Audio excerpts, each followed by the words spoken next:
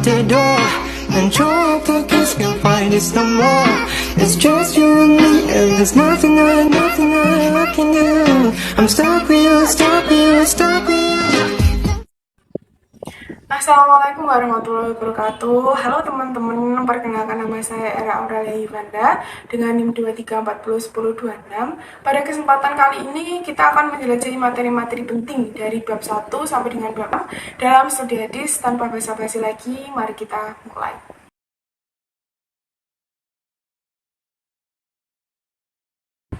Untuk materi yang pertama yaitu mengenai ulumul hadis. Pengertian hadis secara etimologi, hadis adalah kata benda atau isim dari kata al-hadis yang berarti membicarakan.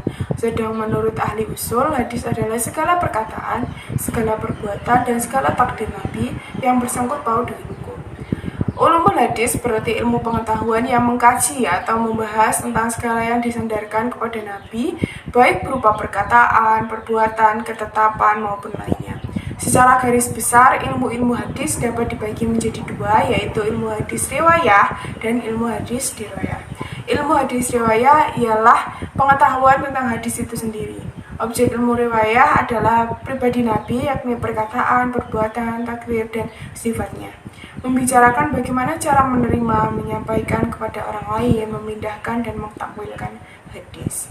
Selanjutnya yaitu ilmu hadis dirayah. Ialah suatu ilmu untuk mengetahui keadaan sanad dan matan, diterima atau ditolak, dan yang bersangkutan dengan itu.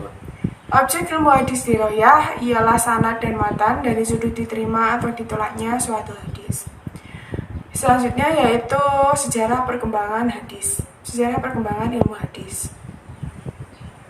Yang pertama, hadis pada masa Rasulullah. Hadis pada masa Nabi dikenal dengan asri al-wahyu, yaitu masa turun wahyu dan pembentukan masyarakat Islam. Pada masa ini sangat menuntut keseriusan dan kehati-hatian para sahabat sebagai pewaris pertama ajaran Islam. Wahyu yang diturunkan Allah kepadanya dijelaskan melalui perkataan, perbuatan, dan takdirnya, sehingga apa yang didengar, dilihat, dan disaksikan oleh para sahabat merupakan pedoman bagi amalia dan ubudiyah mereka. Yang kedua, hadis pada masa Khulafaur Rasyidin. Pada masa ini juga disebut dengan masa sahabat besar karena pada masa ini perhatian para sahabat masih terfokus pada pemeliharaan dan penyebaran Al-Quran. Maka periwayatan hadis sebelum begitu berkembang dan kelihatannya berusaha membatasinya. Yang ketiga, hadis pada masa tabi'in. Pada masa ini Al-Quran telah dikodifikasi dan disebarluaskan ke seluruh negeri Islam. Maka tabi'in dapat memfokuskan diri dan mempelajari hadis dari para sahabat. Kemudian lain yang dipeloreh oleh tabi'in yaitu karena sahabat Nabi Muhammad telah menyebar ke seluruh penjuru dunia Islam sehingga mereka mudah mendapatkan informasi tentang hadis. Selanjutnya adalah cabang-cabang ilmu hadis. Yang pertama, ilmu hadis rijal al-hadis. Yang kedua, ilmu hadis jarwa al-ta'dil. Yang ketiga, ilmu fanil mubhamat. Yang keempat, ilmu hadis mukhtalif al-hadis. Yang kelima, ilmu lalil hadis. Yang keenam, ilmu gharibul hadis. Yang ketujuh, ilmu nasik dan maksuk hadis. Yang kedelapan, ilmu asbab murud hadis. Dan yang kesembilan, ilmu mubtalah ahli hadis.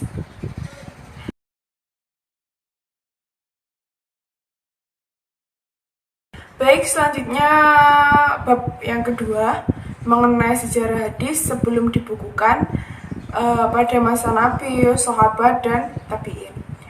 Sejarah hadis sebelum dibukukan pada masa Nabi, hadis membutuhkan sekitar 2-3 abad hingga terkumpul menjadi kitab-kitab hadis yang bisa kita nikmati dan pelajari sekarang. Teknik atau cara yang digunakan Nabi dalam menyampaikan hadis adalah 1.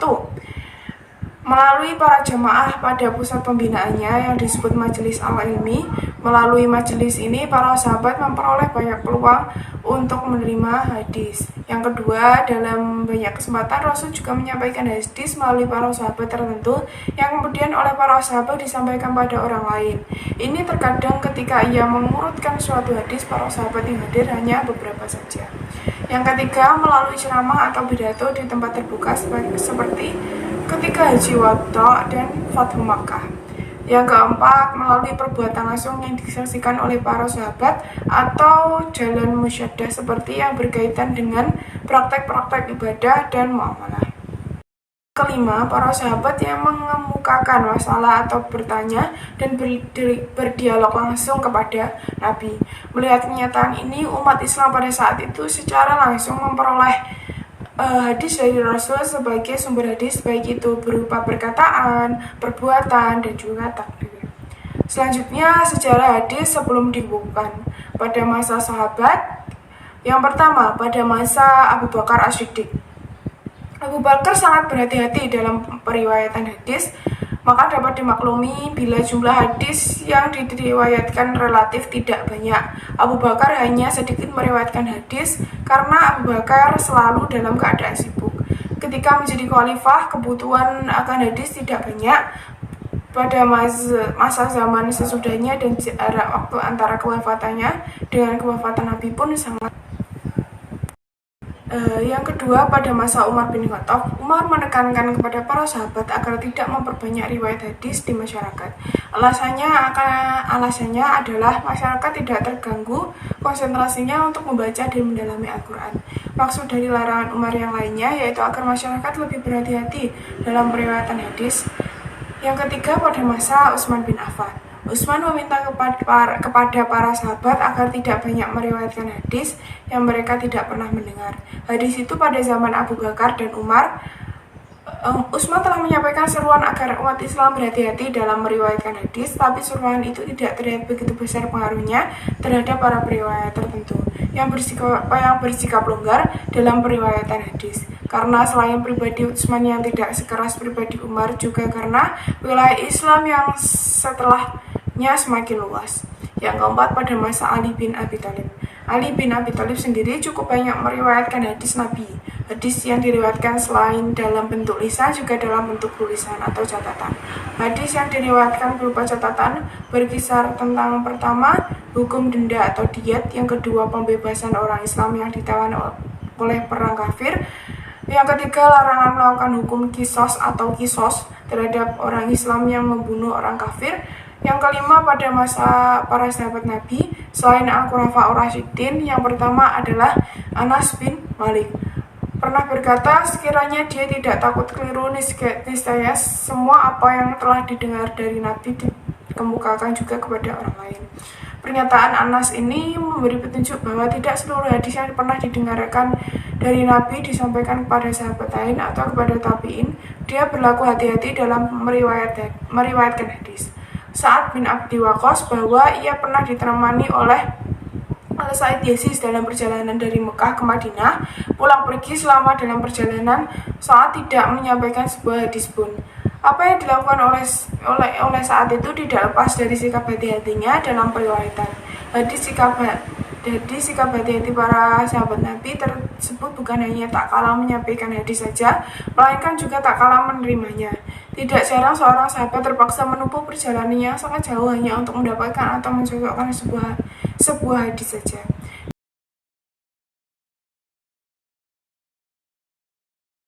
Dan yang ketiga yaitu sejarah pembukuan hadis dan perkembangannya sampai sekarang. Pembukuan hadis baru dilakukan pada abad kedua Hijriah pada masa pemerintahan Khalifah Umar bin Abdul Aziz. Untuk itu ada sebagian yang meragukan otoritas hadis. Secara istilah yang dimaksud dengan kodifikasi adalah pembukaan secara resmi berdasarkan perintah khalifah dengan melibatkan sahabat yang ahli di bidangnya, bukan yang dilakukan secara perseorangan atau untuk kepentingan pribadi seperti yang terjadi pada masa-masa sebelumnya. Dapat dibedakan antara kodifikasi hadis dengan penulisan hadis, yaitu yang pertama, kodifikasi hadis secara resmi dilakukan oleh lembaga administratif yang diakui oleh masyarakat, sedang penulisan hadis dilakukan secara perorangan. Yang kedua, kegiatan komodifikasi tidak hanya menulis melainkan juga mengumpulkan, menghimpun, dan mendokumentasikan. Yang ketiga, kodifikasi hadis dilakukan secara umum dengan melibatkan seseorang yang dianggap kompeten terhadapnya, sedangkan penulisan hadis dilakukan oleh orang-orang tertentu. Larangan tumpukan hadis. Larangan kepenulisan hadis diantaranya Al-Quran masih turun kepada Nabi Muhammad dan kondisi penulisannya masih sangat sederhana, ditulis di atas pelepah kurma, kulit tulang, binatang, dan batu-batuan, dan belum dibukukan. Yang selanjutnya, kemampuan tulis-menulis bagi para sahabat pada awal Islam masih sangat langka yang dapat dihitung dengan jari, dan mereka sudah difungsikan sebagai penulis Al-Quran. Yang terakhir, ingatan orang-orang Arab yang dikenal bersifat ummi atau tidak bisa baca tulis sangat kuat dan diandalkan oleh Rasulullah untuk mengingat hadis. Sebagian ulama yang berusaha mengkompromikannya dengan mengembalikan persoalan tersebut kepada 4 pendapat, yaitu yang pertama, sebagian ulama menganggap bahwa hadis bisa putri tersebut mauquf, maka tidak patut untuk dijadikan alasan untuk melarang penulisan hadis. Yang kedua, larangan penulisan hadis berlaku hanya pada awal-awal Islam karena diriwayatkan bercampur dengan Al-Quran. Yang ketiga, dengan adanya larangan penulisan hadis karena Nabi khawatir seseorang akan bergantung pada tulisan, sedangkan pemberian izin Nabi untuk menulis hadis pada hakikatnya merupakan isyarat bahwa Nabi tidak percaya kepada orang-orang seperti Aisyah dalam menghafalkan dengan baik. Yang keempat, larangan itu bersifat umum, tetapi secara khusus diizinkan kepada orang-orang yang bisa membaca tulis dan baik tidak salah dalam tulisannya, seperti pada Abdullah bin Umar. Sejarah perkembangan penghimpunan dan pengkodifikasian hadis di sini dibagi menjadi 5 periode, yaitu yang pertama periode Nabi Muhammad, yaitu pada 13 sebelum Hijriah sampai 11 Hijriah. Yang kedua, 2 periode sahabat 12 sampai 98 Hijriah. Periode ini disebut masa pematerian dan penyelidikan riwayat. Dalam prakteknya, cara sahabat meriwayatkan hadis ada 2, yaitu yang pertama dengan wafat asli, yakni menurut lafaz yang mereka terima dari Nabi Muhammad yang mereka hafal benar. Yang kedua dengan maknanya saja, yakni mereka meriwayatkan maknanya bukan dengan lafaznya karena tidak hafal lafaz yang asli dari Nabi. Yang ketiga, periode tabi'in, yaitu pada abad ketiga Hijriah. Periode ini merupakan masa kodifikasi dan filtrasi keemasan dalam pembentukan hadis. Karena kegiatan perjalanan mencari ilmu dan hadis serta pembukuan mengalami puncak keberhasilan yang luar biasa, sehingga pada periode ini dianggap seolah-olah hadis telah terhimpun semua, dan pada periode berikutnya tidak mengalami perkembangan yang signifikan. Yang keempat, pada periode setelah tabi'in, yaitu abad keempat Hijriah. Pada masa ini disebut penghimpunan dan penerbitan hadis. Tidak banyak perubahan hadis pada abad ini dan berikutnya, kecuali hanya sedikit saja. Adapun kitab-kitab karya ulama abad keempat adalah yang pertama, Mu'jam Al-Qadir yang ditulis oleh Imam Sulaiman bin Ahmad Al-Tabrani. Yang kedua, Mu'jam Al-Usai yang ditulis oleh Imam Sulaiman bin Ahmad Al-Tabrani. Yang ketiga, Mu'jam Al-Syahrir yang ditulis oleh Imam Sulaiman bin Ahmad Al-Tabrani.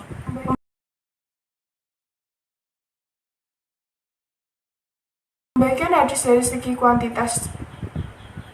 Definisi hadis mutawatir secara bahasa, kata mutawatir bermakna mutatati dalam terjemahan bahasa Indonesia memiliki arti beriring-iringan atau berurut-urut antara satu dengan yang lain.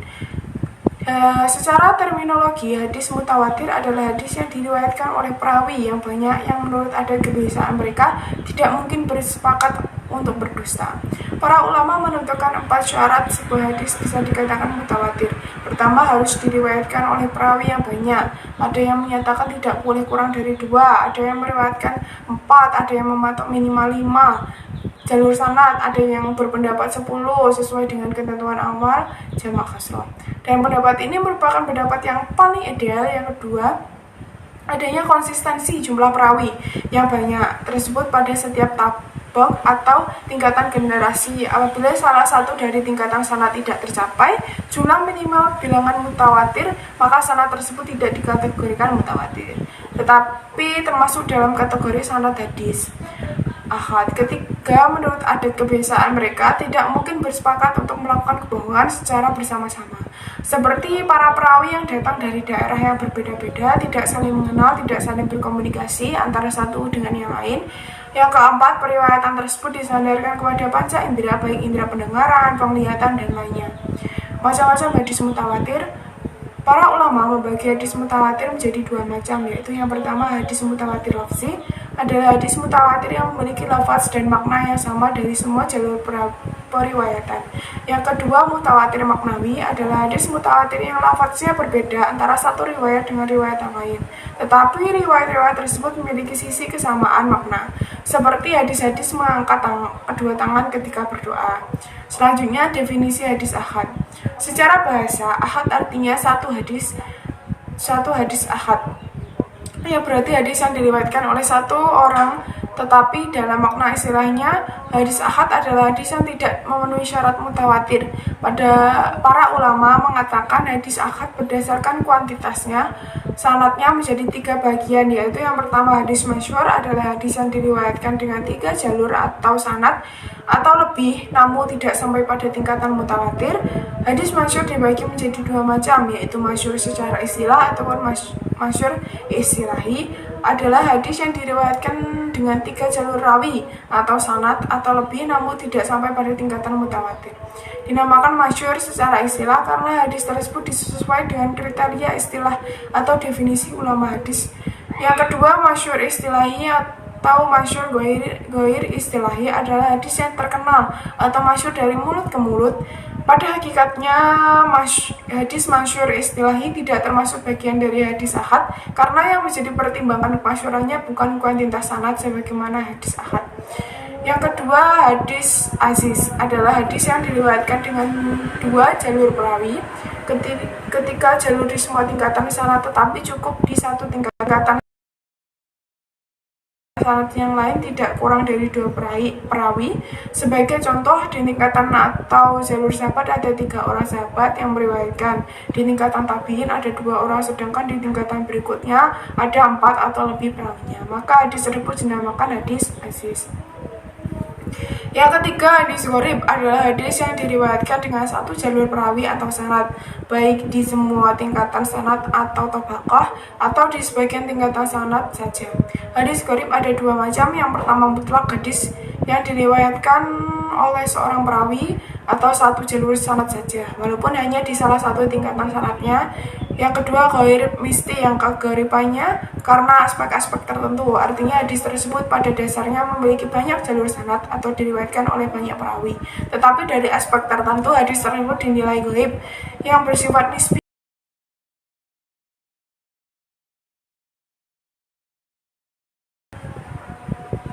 Pengertian hadis sahih adalah hadis yang disandarkan kepada Nabi Muhammad yang sanadnya bersambung, diriwayatkan oleh perawi yang adil dan dabit hingga sampai akhir sanad tidak ada kejanggalan. Syarat-syarat hadis sahih: yang pertama, sanadnya bersambung. Yang dimaksud dengan sanad bersambung ialah setiap riwayat hadis dalam sanad hadis menerima riwayat hadis dari periwayat yang terdekat. Sebelum keadaan semacam itu terus berlangsung sedemikian sampai akhir hadis sanad. Kedua, perawinya bersifat adil atau adalah seorang yang bisa dikatakan adil ketika ia beragama Islam, tidak berbuat bid'ah dan tidak berbuat maksiat. Ketiga, perawinya bersifat dabit. Perawi yang dabit itu adalah dia yang kuat hafalannya terhadap apa yang pernah didengarnya, kemudian mampu menyampaikan hafalan tersebut pada saat dibutuhkan. Yang keempat, terhindar dari syak, berarti hadis yang diriwayatkan tidak mengalami keracunan atau terjadi sanksi dengan hadis yang diriwayatkan oleh orang lain yang tingkat adil dan grafiknya lebih tinggi. Yang kelima, terhindar dari ilat bahwa hadis yang bersangkutan terbebas dari cacat kesaksiannya, yakni hadis tersebut terbebas dari sifat-sifat samar yang membuat cacat, meskipun secara kasat mata hadis tersebut tidak menunjukkan adanya cacat. Macam-macam hadis syahih. Yang pertama, hadis syahih lidatih ialah hadis syahih yang sendirinya, artinya hadis syahih yang memiliki 5 syarat atau kriteria.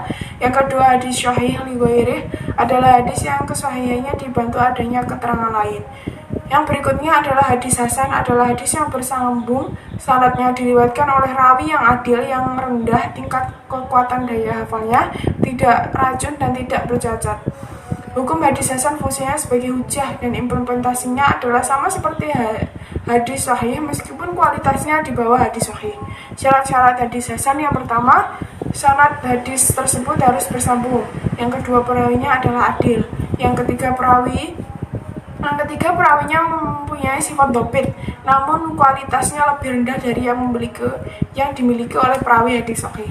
Yang keempat, bahwa hadis yang diriwayatkan tersebut tidak syah, artinya hadis tersebut tidak menyalahi riwayat rawi yang lebih rikat daripadanya.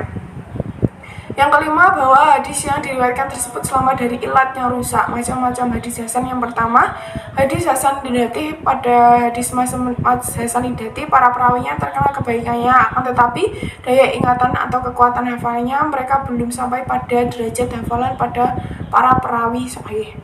Kedua, hasan lighairi ialah hadis hasan yang bukan dengan sendirinya, artinya hadis yang menduduki kualitas hasan karena dibantu oleh keterangan lain, baik karena adanya syahid maupun muttabi'. Perbedaan hadis sahih dan hadis hasan: suatu hadis masuk dalam jajaran hadis sahih bila sanadnya bersambung, rawinya bersifat adil dan muttabi', serta hadis tersebut tidak syadz dan tidak mengandung ilat. Sanad yang bersambung maksudnya silsilah periwayatan hadis yang dimulai dari rawi pertama terus bersambung hingga pada rawi terakhir.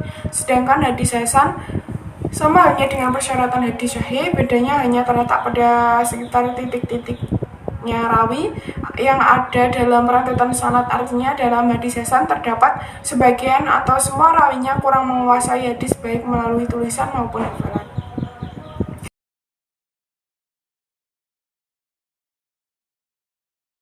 Baik, materi yang terakhir yaitu hadis dhaif. Definisi tentang hadis dhaif menurut bahasa adalah lemah, maksudnya adalah hadis yang lemah, sedangkan menurut istilah hadis dhaif adalah hadis yang di dalamnya tidak didapati syarat hadis sahih dan tidak pula didapati syarat hadis hasan. Sedangkan Muhammad Zuhri mendefinisikan hadis yang tidak memenuhi syarat hasan karena sanadnya ada yang terputus serta periwayatannya tidak dikenal di kalangan ulama hadis. Macam-macam hadis dhaif. Hadis-hadis dhaif karena tidak adanya persambungan sanad dibagi menjadi 4, yaitu yang pertama hadis mursal. Menurut bahasa isim maf'ul yang berarti dilepaskan. Definisinya yang terkenal adalah hadis yang perawinya adalah sahabat yang digugurkan. Yang kedua, hadis al-muqaddi. Menurut bahasa isim far'i yang berarti terputus. Hadis muqaddi adalah hadis yang menggugurkan perawinya dari sanad-sanad atau di dalam sanad tersebut sebagai seorang yang tidak jelas.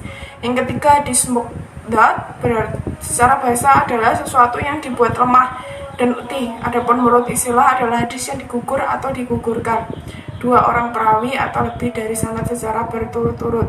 Hadis muqaddad lebih buruk keadaannya daripada hadis muqaddi terjadi apabila keputusannya jadi satu tempat dari sanad. Yang keempat, hadis mudallas. Secara istilah, mudallas adalah hadis yang disembunyikan kejelekannya atau pada sanadnya atau yang diriwayatkan dengan cara menimbulkan sangkaan bahwa hadis tersebut tidak ada cacat dalam sanadnya, baik guru-gurunya maupun kebaikannya atau ketinggiannya. Mudallas dibagi menjadi 3, yaitu tadris isna adalah hadis yang disampaikan oleh seorang perawi dari orang yang semasa depannya dan ia bertemu sendiri dengan orang itu meskipun ia tidak bisa mendengar langsung darinya. Yang kedua, tadi syuyu, artinya hadis yang memberikan sifat-sifat yang lebih agung daripada kenyataan atau memberikan nama dengan kuneah atau nama julukan dengan maksud menyamakan masalahnya. Yang ketiga, tadris taswiyah adalah hadis yang oleh seorang dengan menggugurkan perawi yang bukan gurunya karena dianggap lemah atau mudah usianya, sehingga hadis tersebut hanya diriwayatkan oleh orang-orang terpercaya saja agar dapat diterima dan ditetapkan sebagai hadis sahih. Tingkatan hadis dhaif: yang pertama dhaif atau lemah, yang kedua dhaif zidan atau lemah sekali, yang ketiga al-wahi, yang keempat mungkar, yang kelima maudhu adalah hadis dhaif yang paling buruk. Contoh hadis dhaif diriwayatkan oleh Juraizi al-Nadi dari seorang laki-laki Bani Sulaiman. Rasulullah bersabda, puasa itu setengah kesabaran dan kesucian itu setengah iman. Imam Ibnu Maidi dan kitabnya Tabi'ut Ta'zim. Sanad hadis ini dikatakan dhaif sebagai Juraizi bin Qaib adalah seorang makjul yang tidak dikenal hukum meriwayatkan hadis. Dhaif menurut para ahli hadis dan yang lainnya boleh meriwayatkan hadis-hadis dhaif dengan mempermudah sanad-sanadnya tanpa ada penjelasan kedhaifannya. Kecuali hadis-hadis maudhu tidak boleh diriwayatkan. Hadis maudhu kecuali harus disertai penjelasan keadaannya. Itu pun dengan dua syarat. Yang pertama, tidak terkait dengan perkara akidah seperti sifat Allah. Yang kedua, tidak dalam posisi menjelaskan hukum-hukum syara yang terkait dengan masalah halal dan haram.